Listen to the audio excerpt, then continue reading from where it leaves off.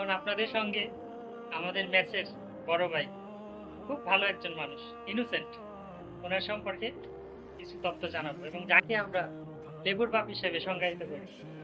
তো দাদা কেমন আছেন? ভালো। দিনকাল ভালো যায় তো? যাচ্ছে ভালো। ঈদে কি এখানে আছেন নাকি দেশে যাবেন? ঈদে তো বাড়িতে যাব। বাড়িতে যাবেন অবশ্যই, তাহলে তো প্ল্যান অবশ্যই আছে নাকি? অবশ্যই প্ল্যান। তা এবারে ঈদে আপনার কাছের মানুষকে কি বলতে চান, সংক্ষেপে বলবেন। সংক্ষেপে কাছের মানুষকে বলবো সবাই বিয়ে করে। হ্যাঁ, এত বড় কথা?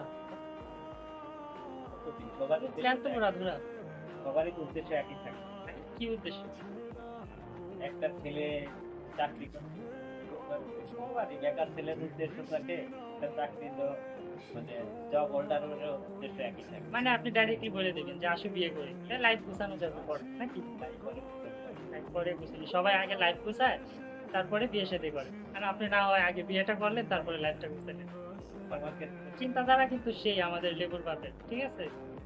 তো উনি হচ্ছে আমাদের ম্যাচের সবচেয়ে ভালো ইনোসেন্ট, যাকে আমরা সবাই লেবুর বাপ হিসেবে সংজ্ঞায়িত করি।